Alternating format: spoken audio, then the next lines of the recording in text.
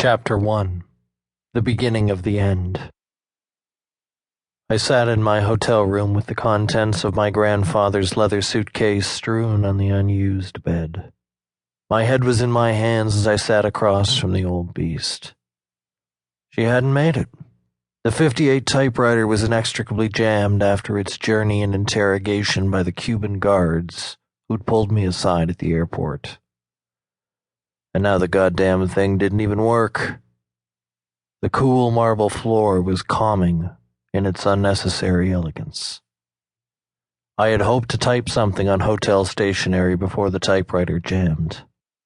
I interrogated it with a pen, hoping to see some obvious piece of contorted metal in an easy-to-reach place that could be accessed by fingers or said pen.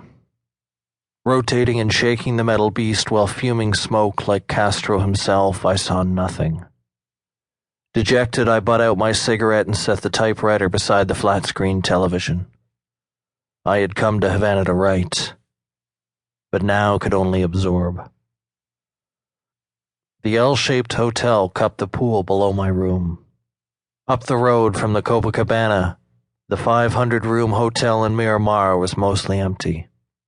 Its grand entrance was 2 stories of glass windows that curved, forming the lobby over gray marble steps and columns with green marble accents and brass railings.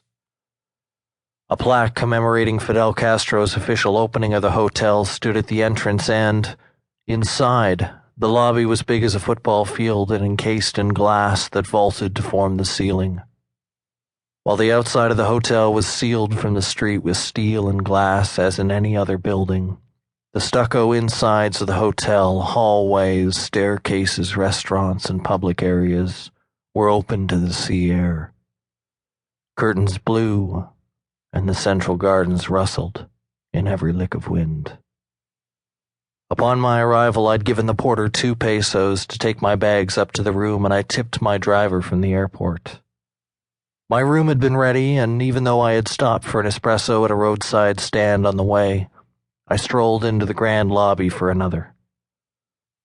The central gardens in the interior of the hotel spilled their neon green palms out into the grand lobby, and a gentle waterfall cascaded through lily pads. Around them was an acre of low tables surrounded by leather chairs. A circular bar was set against a mirrored wall in the corner. There were aproned waiters, cigars, espressos, mojitos, and Spanish news. While I sank deep into a leather chair, a black-vested waiter idled over, and I ordered an espresso.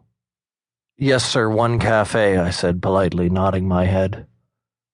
Espresso was the default coffee here, and Americano was a bad word. When it arrived, I poured the coarse grains of Cuban sugar into the small cup and stirred them in. The sugar softened the thick coffee's edge. After 11 hours, I had arrived.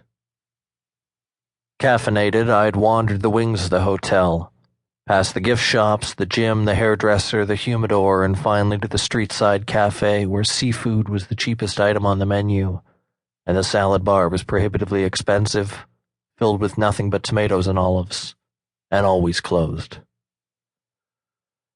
On the patio television, a triumphant concert from a Latin pop diva played in a never-ending loop of cheers and crescendos. I watched it with the cats who frequented the cafe to beg politely. When people came to beg, the waiter would firmly and efficiently eject them, while the cats were allowed to stay.